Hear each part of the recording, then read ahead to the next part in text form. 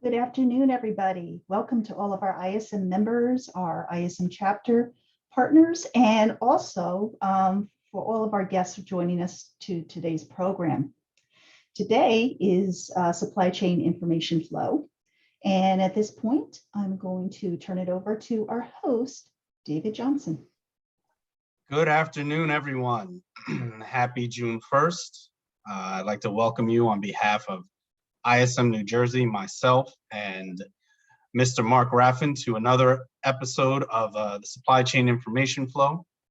This June session, we'll be talking once again to the negotiation ninja, Mark Raffan, about his experiences, his life as a negotiator extraordinaire. Mark, welcome to the show. Welcome back to the show. Thank you so much. I appreciate it.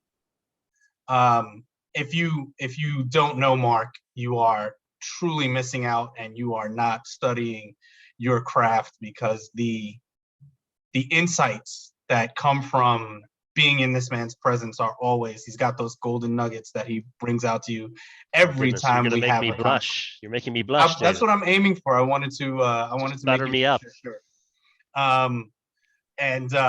For me personally, I'm a student of supply chain. I'm a student of procurement. I'm a student of the business of negotiation. So Mark always has some pretty cool things, some great stories.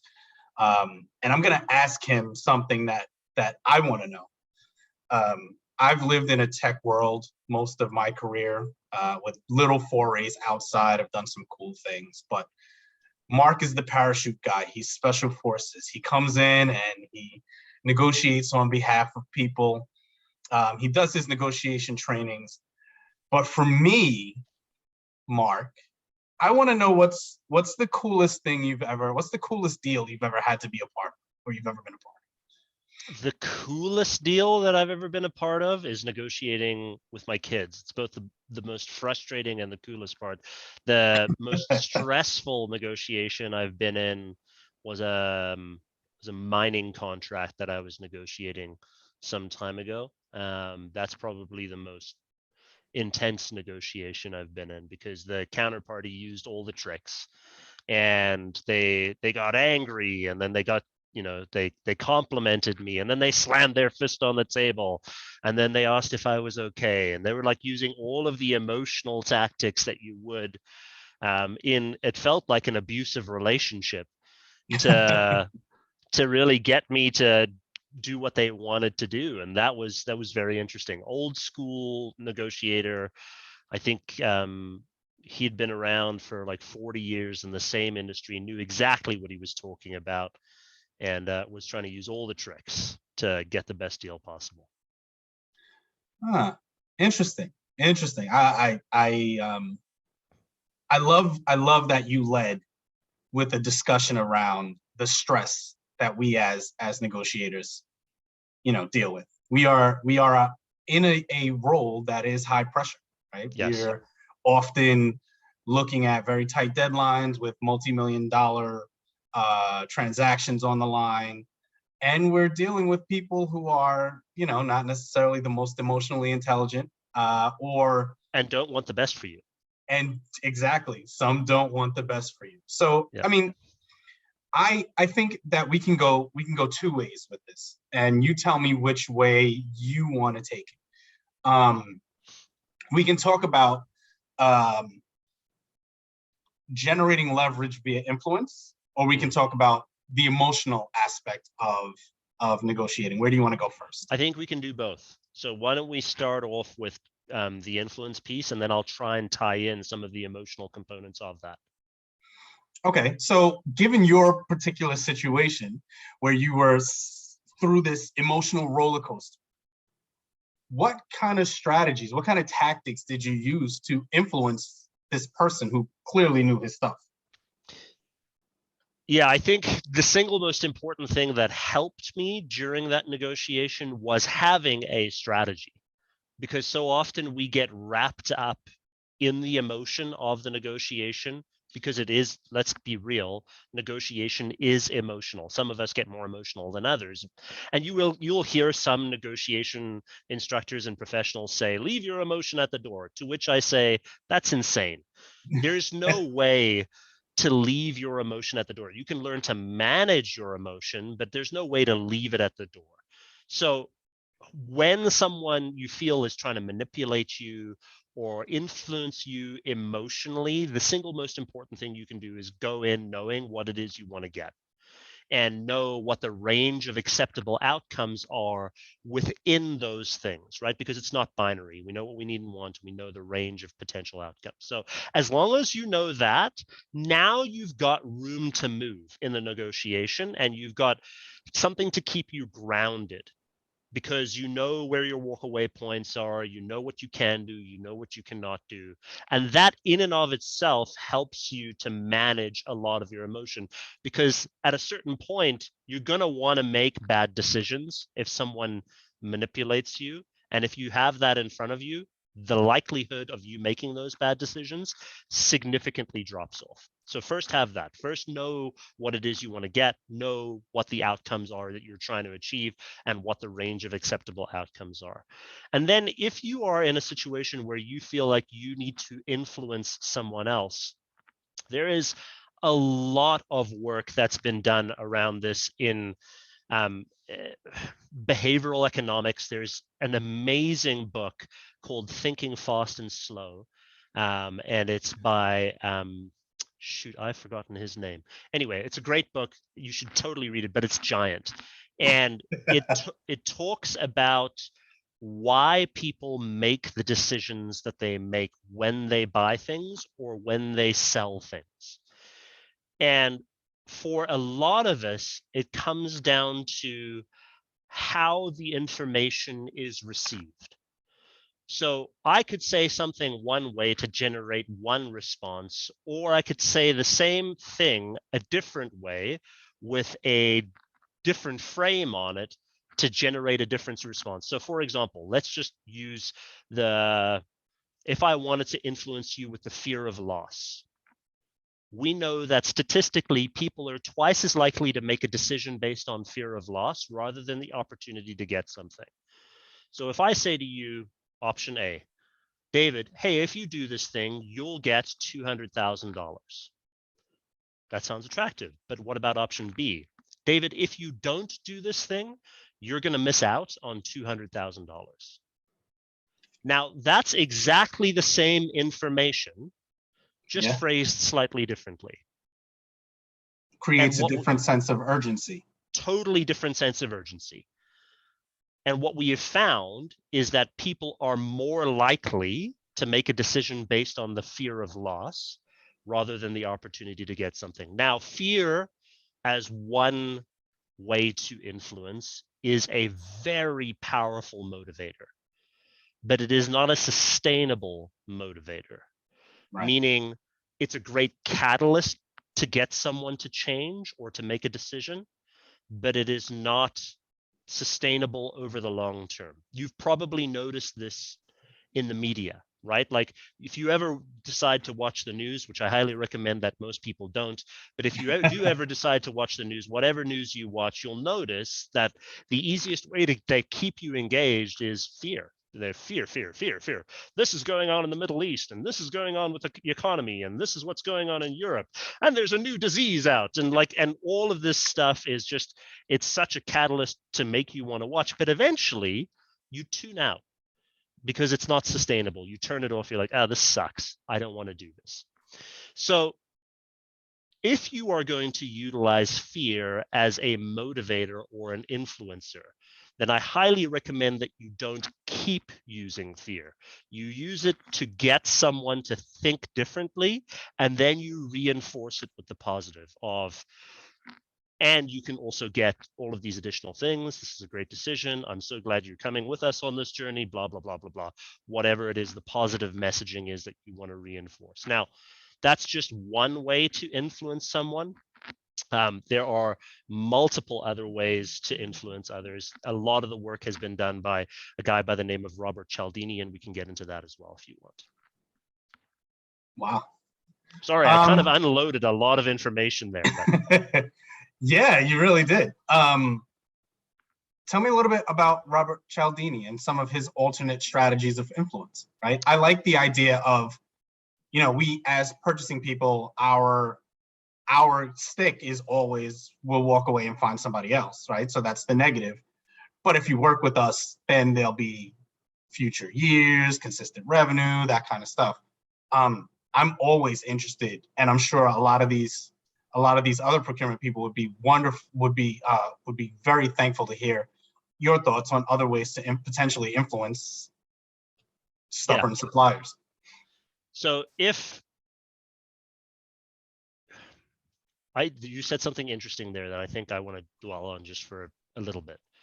And this is something that I hear consistently from a lot of different procurement people, and it's something that I feel as well as a procurement person, is we often think that the supplier is stubborn. Like, why won't they just listen? Why aren't they listening to what we're saying? Why aren't they doing what we're saying? The question that I usually ask in response to that is it that they're not listening, or that they feel like they haven't been listened to and therefore are not listening to you? And most of the time, I find that it's a direct result of them feeling like they haven't been heard through the process. And a big part of our ability to influence others is their perception of us hearing them. And if they feel like they have been heard, our ability to influence and persuade that person increases substantially, because now that person is more open to actually listening to what we are saying. But it begins with us listening to them and us understanding, hey, what do you want to get out of this? What's important to you? How do you actually get compensated? What are the rewards that you personally get for making this deal work? And if we can understand what the corporate structure looks like in terms of what they're trying to achieve, and what the person is trying to achieve, and what's really motivating them, it becomes super powerful. You mentioned that you've been in tech for a long time. I'll use that as a real example that's happening right now. The tech fallout right now is substantial, right? Mm-hmm. Like, funding is drying up for a lot of these tech startups and tech in general. Purchasing has started to decrease for a lot of new licenses. And what we're seeing is that salespeople are feeling the effect of that economic move. There have been layoffs recently. Probably people have read the news about this. And as a result, we know that there's a lot more pressure based on the salesperson. Now, if we know that going in, we can use that to our advantage to create stability in that person's life and to get a reward for whatever it is that they're doing. But without first knowing the market and what you're going into, you're not going to necessarily know how that person may feel in this market. So there's a lot of fear that they have. There's a lot of uncertainty that they have. People are missing targets. I just spoke to a tech company on that the other day, and they said, hey, we missed Q1. We're probably going to miss Q2 targets. And that was interesting to me, because that was not the case at the end of last year. It was all sunshine and rainbows. Yeah. So the market has turned so quickly, so fast, that now we get to be the savior, so to speak. We get to come in and take the role of someone who could help them achieve their goals instead of just another customer for whatever it is they're doing. Back to Cialdini. Cialdini spoke about 6 major principles, some of which I agree with in a procurement context, and some of which we need to add a little bit more context to. But one of the biggest things that he spoke about, and I really think is really important, is the idea that there is scarcity, and the idea that we can utilize that scarcity to our advantage and drive up or down the perception of that scarcity. So let's say you and I are negotiating. What happens to the value of a good the more scarce that we make that good? It goes up. Right. But what if I can make you believe that that thing is more scarce when it's actually not more scarce? It still goes up in your mind because your perception of what is available becomes, significantly less. Let's put it, I'll give you a real example. Let's say you're going to buy a golf bag and you're on Kijiji or Craigslist because you're a frugal procurement person. You don't want to buy it new. You want to get it used. You find the one that you love. You go to the person's house. The person says it's $250. You immediately say, I'll give you 200 right now. The person says deal. And you walk away with the bag. You probably don't feel that good about that golf bag. You probably think, the first thing you think to yourself is, shit, I should have asked for more, right? That was too easy. Yeah. But if you had negotiated for 20 minutes and you still came out at $200, you would feel much better. Nothing has changed. The values haven't changed. The only thing that's changed is your perception about the scarcity of the thing and the scarcity of the concessions that are being made. The more scarce that person is making their concession, the higher the value of that concession and the thing that you're buying. Flip that. If you're a salesperson, you want to sell something to someone, can you use that in your favor to make that thing feel more scarce? What are you doing to improve the scarcity or increase the perceived scarcity of the thing or of the concession in the mind of the counterparty? And you can use this with your concession strategy. So let's say, for example, you're buying something, whatever that thing is. Most people, when they get into a negotiation, you're selling something to me is, hey, we're selling this thing for 100. I say, well, I want to buy it for 80. And you're going to try and move me up to 100, and I'm going to try and move you down to 80. Most procurement people, because they're logical, they give concessions evenly, and they'll say things like, well, we could probably do 85. Well, we might be able to do 90. The next concession that the salesperson is expecting is 95. Instead, taper down your concessions to make them believe that there's a series of diminishing returns with every request that they make. So instead of me saying, 95 or 85 or 100 or whatever it might be, in even, I would go, I might be able to do 83. I might be able to do 85, and I'm starting to taper my concessions. I might be able to do 86. I might be able to do 86.5. Now, what you as the seller are thinking is that there is less available to me now as the seller, right? You're thinking that as the seller. I haven't told you that there is less, but you're starting to believe that there is less because of the words that I'm using to taper my concessions. You are starting to gain the perception that there is a series of diminishing returns with every request that you make of me. We don't do that in procurement because we're too process oriented, and we go, I think we'll do 85. I think we'll do 90. So utilizing scarcity to influence someone, to make them believe that there is less available to them, is super powerful. Now you can utilize your body language with that. You can utilize other tools with that. That's just one simple way to implement one of Cialdini's 6 principles that is super powerful, especially as a procurement person. Yeah. Wow. The concept of scarcity is very interesting. I never thought about it from the buy side. Like, I never thought, I mean, it's very logical. We have a finite amount of money to spend, but absolutely, you're absolutely right. As a negotiator, that is my general go-to, 80, 85, that's as far as I'm going. But if I did take that tact of 80, 83, 84, 84 and a half, that's 3 concessions. That's all right. That's as far as he's going to go. Let's make this deal here.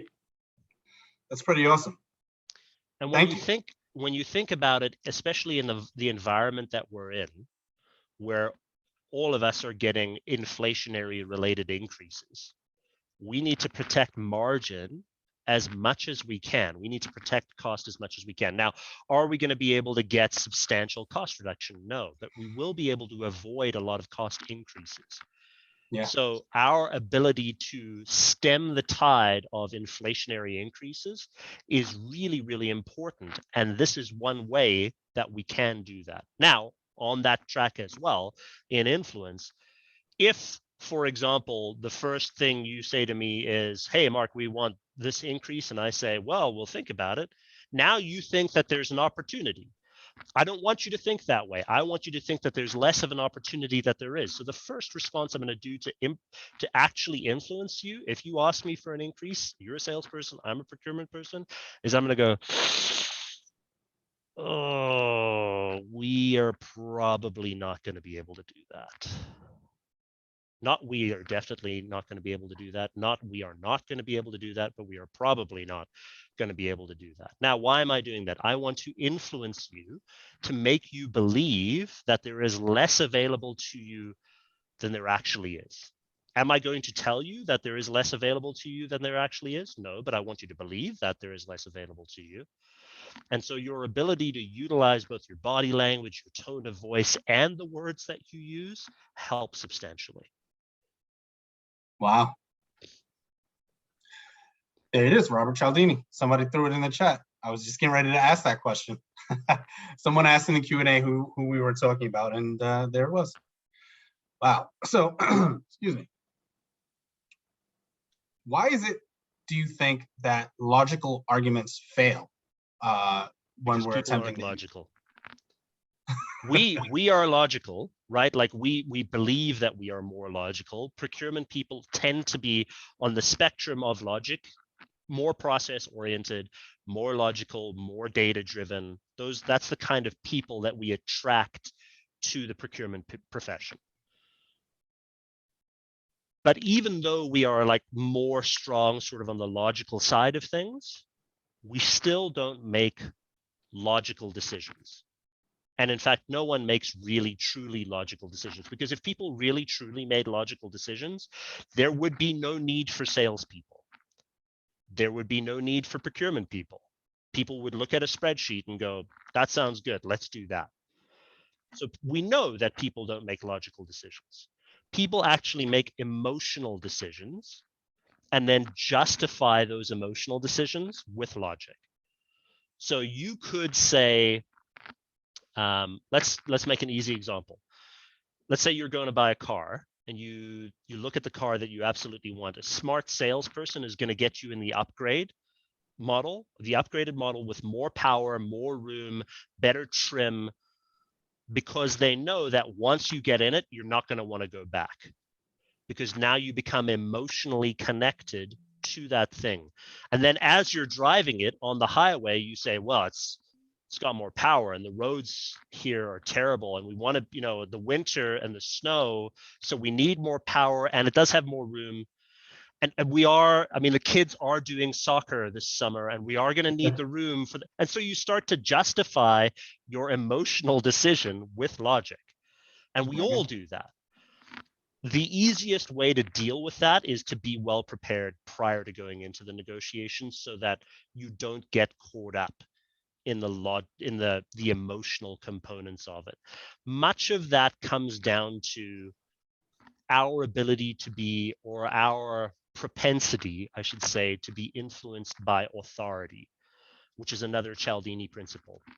Like the more authority you appear to have in a negotiation, right, whether it's actual knowledge authority or use authority, or all of those things that come with like you selling a tool to me, the more I am going to be influenced by that authority. If you look like you're the most important person when it comes to that thing and you know everything related to it, I'm going to take your word for it most of the time.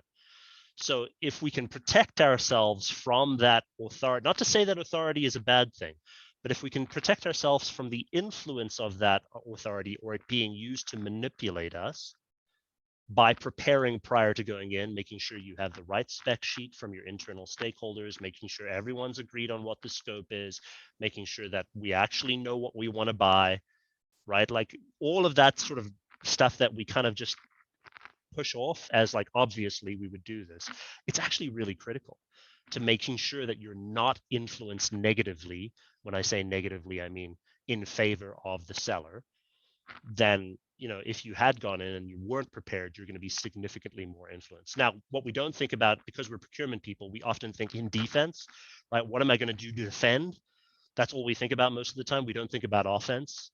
So you could also think the flip side of that. What authority am I going to build into my negotiation plan to make the counterparty believe that we know more about what we're talking about than we may actually know, so that we can show authority in the negotiation, so they can be influenced by us in the negotiation. What subject matter expert am I going to bring in? What are we going to do to prepare to make them see that we actually know what we want to do and what we want to buy and who we want to engage and what the service level needs to be and all that kind of stuff. And all of that is related to preparation and planning. Wow. Can't underestimate the importance of being prepared for and having the right strategy for negotiation, especially considering the difference between the way that we're expected to behave logically and the way that we actually behave emotionally. Yes, yeah, exactly. Exactly. Interesting conversation here. Very interesting conversation. So we are stressed. We're trying to be logical. Yep. We're trying not to be emotional. But we're in this situation where our emotions are constantly triggered in one way or another. Right. How do you handle negotiating with a person who's difficult, who's absolutely trying to trigger your emotions, right? You gave that first example early. And I mean, I've seen it in my professional career, and I'm sure a lot of the other supply managers and supply chain folks on this call have seen it. How do you, when you know someone is needling or digging at you, how do you deal with that? I'm going to tell you how I think that you should do it, and then I'm going to tell you how I do it, which sometimes are two different things, because my personality tends to skew towards very blunt, and it's something that I've had to work on because I'm a procurement person like you. Something that I've had to work on over a period of time. In the past, I would have called someone out for that kind of activity. If I couldn't adjust the behavior, if I couldn't move that party in the direction that I wanted them to move in, I would call out the tactic that I noticed being used on me and say, stop doing that. And a big one that often comes up a lot is sort of this good guy, bad guy routine. And I've had that pulled on me multiple times where, you know, the salesperson comes in as the good guy and their leader comes in as the bad guy. And it's just the classic good guy, bad guy routine. At that point, I usually would say, hey, thank you so much for negotiating with me. I appreciate the time that we're spending together. Here's the thing. I would hate to think at any point in this negotiation that you were using some influence tactics unethically to drive better success for you in the negotiation and leave me wanting, so that you drive more value and I have less, instead of something that's collaborative and mutually beneficial. I noticed that there's a good guy, bad guy routine going on here. Now, I might be mistaken. I'm probably wrong. Maybe it's just me being paranoid, but that's not what's happening here, is it? That last line is key because it gives them the opportunity to save face and it gives them the opportunity to have an out. When I say that, most of the time, people are going to be like, I'm so sorry that we gave that impression. That's absolutely not what we wanted to do. And then we can reset and set expectations about what's going on. Or if you are brave enough and you have studied enough and you are willing to go the long route with a good guy, bad guy routine, and you have practiced a lot, play it out. Play out the good guy, bad guy routine, knowing that you are in a good guy, bad guy routine, or in a routine where they are trying to manipulate you in that process. Because what I often find is that people do that unknowingly. They may not necessarily even know that they are using a tactic to do it. It's just something that's worked for them in the past because of their personality. And usually that's a function of an insecurity that that person may have that you can then utilize to your benefit later on if you are patient enough and if your negotiation cycle time is long enough. If it is not long enough, which most of us do not have a long time, then I say just call it out. but be very polite about it and give them the opportunity to have the out at the end, give them the opportunity to save face at the end. Because if you accuse them without giving them the opportunity to have the out, that's now contentious and you're going to create conflict. So make sure that at the end, you always give them the opportunity to save face. Cool. Have you ever used humor to diffuse one of those difficult situations? Can you tell me about a time you cracked a joke or something? Humor has been used on me. I tend to try and stay away from humor in negotiations because I don't know how it's going to be perceived. And I don't know where the person is in the spectrum of comedy, and something might land that or may not land, I should say, that I think is funny, that the counterparty does not think is funny. And that may cause more tension. But I will tell you a situation of where humor was used on me. I was in a negotiation. There was an increase that was coming from a supplier. We sat down across the table from each other, very standard sort of, meeting room stuff. And this salesperson, who was a very good salesperson, said, "Mark, we need to increase our rates by this. Looking forward to getting your feedback on it." And they slid sort of the increase amendment to me. To which I looked at it. Now I'd been well trained at that point, and I wanted to make this as awkward as possible for them to try and get them to back off the increase. And I was sort of like tapping the paper on the desk, and I was doing all the, like trying to make it really awkward and like really silent, so that they would say, "Well, we can negotiate." But this salesperson was also very well trained. And the salesperson stayed silent when I stayed silent. And then I stayed silent when they stayed silent. And we both stayed silent for what felt like an eternity and was probably only like 30 seconds. But the salesperson started writing down a note with a felt marker that they had, and they held up this note, and it was a joke. And I can't even remember what the joke was, but I laughed at the joke. I said, "That's really funny." And they said, "You know what else is really funny, Mark, is the amount of value that we give your organization for free." And immediately they spun that conversation back to the value that they provided, why the ask was reasonable, all that kind of stuff. And I got spanked in that negotiation, absolutely spanked. But I try my best to stay away from humor in negotiations because I just don't know how it's going to land, because I have a sense of humor that a lot of people don't. And if I say something that's off to that person, they're not going to like it. I think that comes with building rapport, as we discussed the first time we talked about, right? Understanding who's in the room and how that person will take the joke. A question came in the chat. How do you manage negotiations after a conflicting environment has been created? Don't. Like if you're in the situation where there is conflict and the person's getting really, really angry with you, and you can tell they're really angry and they're voicing their anger, you're not going to be able to manage the negotiation. There's already too much emotion. That person needs to vent. They need to share why they're upset and why they're angry, why they're emotional, and you need to let them. Don't try and stop them. Don't try and make it productive.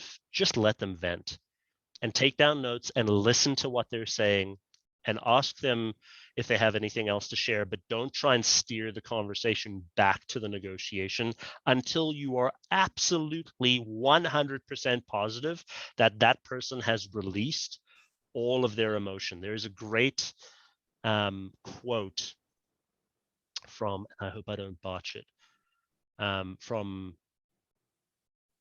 the folks that wrote Getting to Yes. And I think it was William Ury that said it. He said, "Freed from the burden of unexpressed emotion, people become more likely to solve the problem." So that means that we have to free them from the burden of the emotion. Let them emote. Let them share what they're going to say.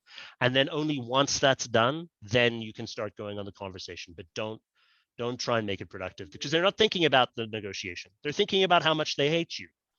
So let them think that, and then work on the other stuff later. Okay.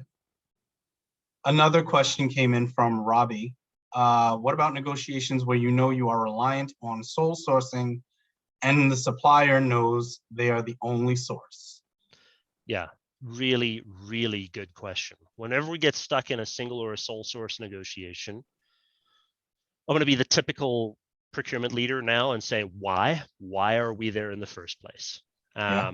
Okay, let's address that as a separate conversation. But if we are stuck in that situation and we are a sole source negotiation, we are in a situation where that has happened, what I want you to think deeply about is what is the risk and what is the cost to this negotiation?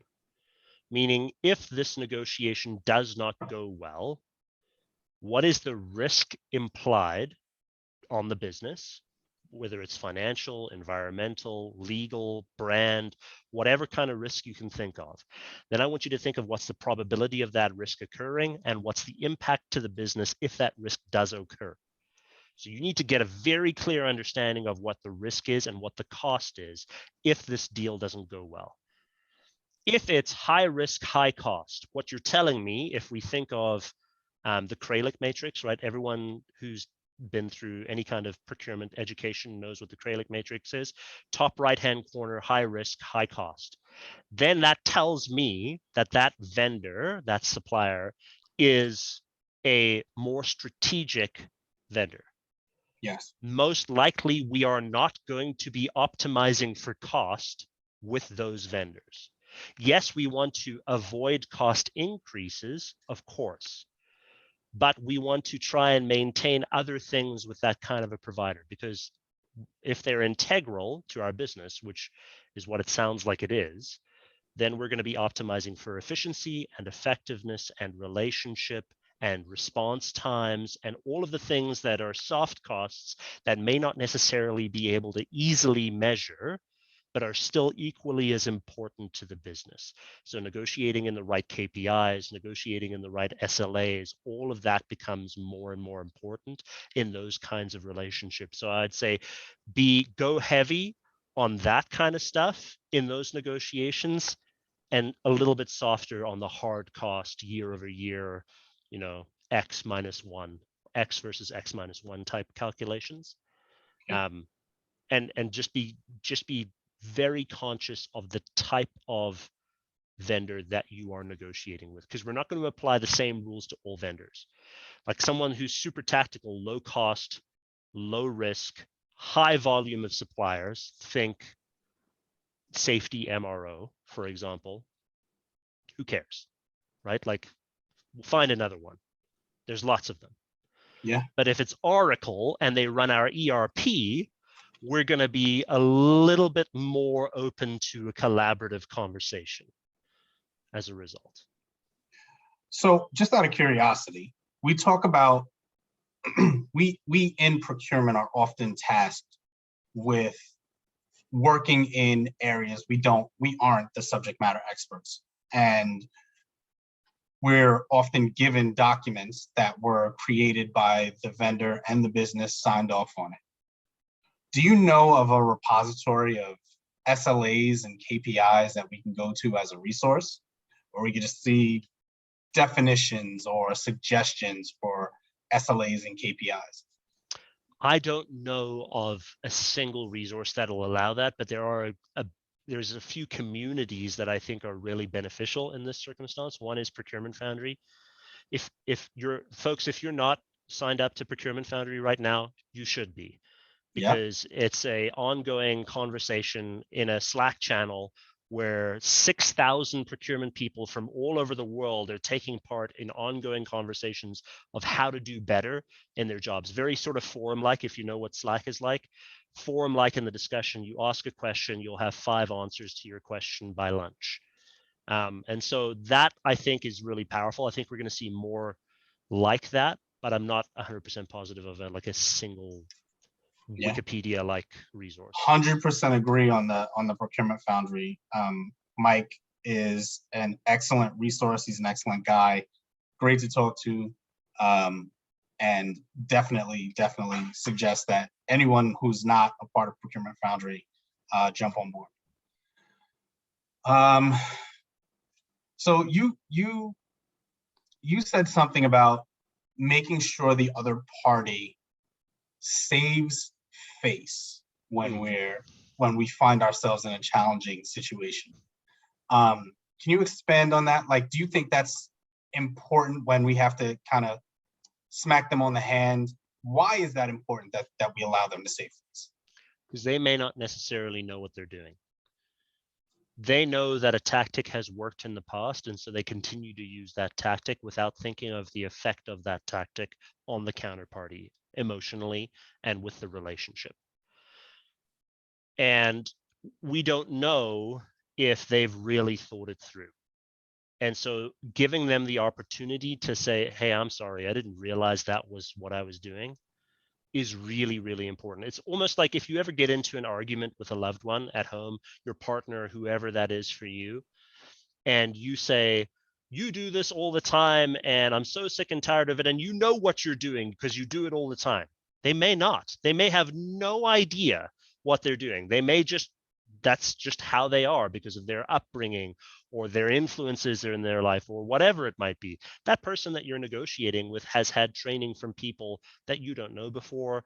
They've been learning on the job. They may not necessarily know the impact of what it is they're saying in the negotiation. So giving them that opportunity is really important, just from a general relationship spectrum. And also because we want people to give us the same opportunity. We're going to say things that are going to offend people, right? Like one of the conversations that I had the other day, I was listening into a negotiation with one of my clients, and my client looked at the proposal that they were, and this was all done over Zoom, looked at the proposal that they were given from the counterparty, and they said, what the fuck is this? You expect a response from me when you give me this second grade dog food? I don't even know why we're having a conversation. And in my head, I'm like, okay, let's see where this goes. And the other party didn't say anything, and we had to debrief later on. I was like, I think you could have been a little bit softer with that approach. But it's those kinds of things that, you know, if you were brought up, for example, like you started negotiating in a commodity-driven environment, you ever worked in mining or oil and gas or any kind of really heavy commodity, you've come from like a rough negotiation background. A lot of the people are really hard, lots of like angry words. And then you move into tech, it's a little bit different. And you move into services, it's a little bit different.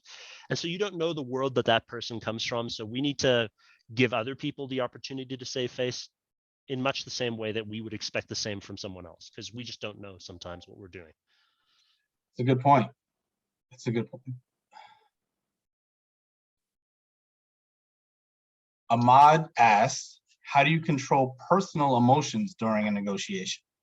Really I think we talked about that a little bit, but that's a little bit. But let me give you some. So we talked about the strategy piece. Let me give you some tactics.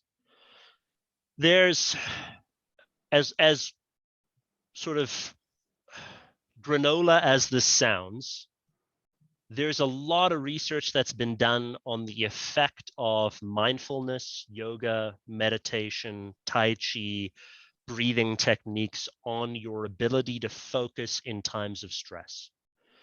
So I would say not only should you have a good strategy, but you should also be implementing a good meditation practice and a good mindfulness practice, because when you get into a stressful situation, what ends up happening is your hormones take over, because the brain, we have this fight or flight response, right? We get emotional, we get angry, and your brain, the amygdala, shoots signals down to your body and says, hey, release stress hormones, release cortisol. And we start to get stressed and emotional as a result. It's really hard in that circumstance to control your emotions, because you are no longer thinking with your prefrontal cortex. You're thinking with your fight or flight response, which is, evolutionarily speaking, kept us alive for forever, but we don't need it as much anymore. In those situations, deep breathing is really important, and calling a timeout is really important. So if you feel like you're getting too emotional in a negotiation, you're getting too stressed, I would highly recommend calling a timeout and saying, I just need some time to look at my notes and ensure that I'm fully aligned on what the goals here are. I'd like to call a timeout. We can come back another time. I'll send you some options, or let's just take a 15-minute timeout to be able to gather yourself. Now, no one is going to get mad at you for taking the time that you need to ensure that you are in the right mind space and headspace for that negotiation. Because if your emotions are driving the conversation, then you're going to make emotional decisions. That's going to lead to poor decisions and obviously poor results when it comes to your negotiation. So take the time that you need, do some heavy breathing. If you need to mute yourself on a Zoom call or a Teams call, do that. Do whatever you have to do to take that time, because if you respond emotionally in the moment, you're most likely going to end up saying something that you regret. So better to take the time. One last question. As a negotiator, have you ever deliberately triggered somebody's emotion? Absolutely. I'm not proud of it, but Okay. it can be very powerful to be used as a tool to generate a response. Because sometimes we feel like people are non-responsive. They don't give us the information that we need. They don't show us the things that we need to see. So as long as you are using it purposefully and you have planned it ahead of time and you are not responding with emotion to get that response and it's planned well for a specific purpose, great, use it. Use it to your benefit and make sure you use it well, because sometimes we need to break through someone's sort of political, I like to think of them as the politicians' responses, right? You ask a question and someone says something else entirely different that kind of answers the question, but not really. It doesn't give you any substance. And sometimes you need to break through. When you need to break through, it just needs to be well planned. But that takes a lot of practice and a lot of training, mostly a lot of practice. So don't do it unless you've practiced it and planned it ahead of time. So you suggest we just walk around the office trying to trigger people's emotions so we can practice negotiating? Do it in your role plays. Don't do it in the office randomly with your coworkers. Yeah, no, don't do that. Yeah, you'll have a meeting with HR immediately. No, yeah, make sure that you're doing it in your role plays and that you let the party know that you're going to be playing a role in that role play. And that's really important, because who you are in a negotiation for one negotiation may not necessarily be who you are really. Yeah, so absolutely. That's important to recognize that you are playing a role in the role play. One question came in the chat, and we have a question in the Q&A. How do you negotiate with someone who ignores written, approved, researched, endorsed science, policy, or knowledge and pretends that they don't know it? Yeah, this sort of gets back to the logic and emotion conversation. If you have shown them the logical reason and you have no idea why they cannot accept that logic, then you need to start thinking of how you're going to influence them emotionally to make a decision. Freud said everyone's motivated by two things, pain or pleasure. And I know that's overly simplistic, but if you think of it from that context, what is going to allow this person to experience pleasure and what is going to make this person feel pain?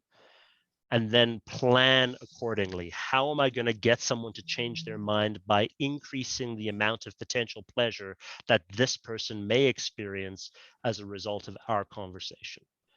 And if you can do that, then the logical argument, you don't have to rely on it as much as you usually would. But sometimes we get stuck in situations where people just don't care. And if you can afford to do it, I would say go a level up. So if the message isn't resonating with the person that you're negotiating with, if they just don't seem to get it, they're not tying into what you're saying, first evaluate whether or not you've said it the right way and if you can influence differently. And if you can't do that, go to the power line of whomever they report into and chat with that person as well. Because sometimes you're just stuck with someone who just is inexperienced or doesn't know or has limited exposure to negotiations. And so don't be afraid to go up a level if you need to. Good answer. I like that. Question came in the Q&A. Have you noticed any differences in negotiation styles in terms of men and women? Yeah, there's been a bunch of research done around this by some incredible negotiation academics. Dr. Beth Yoshida Fisher has done some really, really great work around this. She's a professor at Columbia. There's been a bunch of sort of anecdotal research that have been done by a number of other folks as well.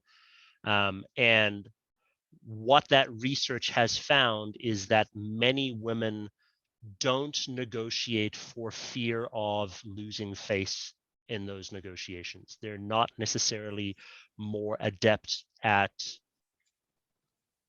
pushing the line, because there's women, unfortunately, deal with a bias that exists, and that's a fact. And that bias is that if we see a woman negotiate too hard, we call her the B word. Yeah. And women know that, and as a result, they don't negotiate as hard in many situations as men. And I would suggest that that is changing. There is more research that's being done that shows that women now are being taken more seriously, and that bias is decreasing substantially, but it still exists. And this is an important point for those of you that are women and are dealing with that bias that does exist. There are things that you can do that will help strengthen the negotiations, because you're dealing with opposition from both sides. You're not only dealing with the societal bias, but you're dealing with the counterparty as well, and you're dealing with your own feelings of how you show up in that negotiation. So you're fighting all of this internal monologue that's really difficult to deal with. And I will tell you that with training, you can absolutely far exceed any of your own expectations around that. And it's really important for the men in this group to recognize that women are dealing with a bias that we just don't understand because we've never had to deal with it. Yeah. I would recommend very deeply looking into some of the research that's been done around this. There's some fantastic work around there. There's a woman named Sarah Lashiver. I think that's her name. She wrote an amazing book called She Negotiates, or something to that effect. That's really, really speaks about this and some of the tactics that can be used by women to help them to build up that skill set a little bit more. And she's fantastic, and I love her work. So I think her name's Sarah, S-A-R-A Lashiver, I think is her name. Yeah. Wow. Excellent, excellent conversation as always, Mark. Thank you so much. We've got 5 minutes left. Tell me something that I don't know that you need us to know about you or your work. I think the single most important thing is to read and practice as much about negotiation as you can. The other woman that wrote that book, by the way, is Linda Babcock. So if you can't find Sarah Lashiver, look up Linda Babcock. She's also amazing. Read and practice. Those are the two main things. Make sure you're reading and practicing, because reading is one thing, right? We can read as much as we want, but it's only through the implementation of what we have learned that we really generate success in our negotiations. And the first time that you try and negotiate or add like a new skill or do something different, it's gonna feel weird. It's gonna feel odd. Like anytime you're trying to learn a new skill. And I would recommend that don't get discouraged. Just because it didn't work the first time doesn't necessarily mean that it's not going to work. It's just the first time. And you need to recognize that going in. And the other book, sorry, the book that I'm going to recommend is this one. It's called Women Don't Ask, Negotiation and the Gender Divide by Linda Babcock and Sarah Lashover. Very, very, very good book. And look up Beth Fisher Yoshida. She's a professor at Columbia. She has some amazing work for, I can't remember who the person was that asked that question. It's a very good question. All right. Thank you very much, Mark. We are just about at time. Please, everybody, get those books and listen to the podcast. I should plug my own thing here. You but should yeah, probably listen to the Negotiations Ninja podcast. You can find it wherever you listen to podcasts. Just subscribe and download. Also, I'd love to connect with you. Connect with me on LinkedIn, please. And ask me questions there too. Happy to connect with anyone. Can you please throw your LinkedIn link in the chat so everybody has it? Yeah, and if not, we're, you're connected. You can find me. You can find Kathy at ISM New Jersey. We're all connected to Mark. We think Mark is fantastic, and hopefully he'll grace us with his presence later on this year. Happy to come back. It would be fantastic to talk to him again. Thank you so much, Mark. Thank you, Kathy. Thank you, everyone, for joining. Join us next month. I think it's July 6th, where we will be with the classification guru. We'll be talking, Susan. She's great. That's right. Susan Walsh. You'll love her accent. Yes, I already do. We'll be talking dirty data and spend data. Thank you so much, guys, and have a great rest of the day. Thanks, folks. Appreciate you. Have a great day. Thanks, Mark.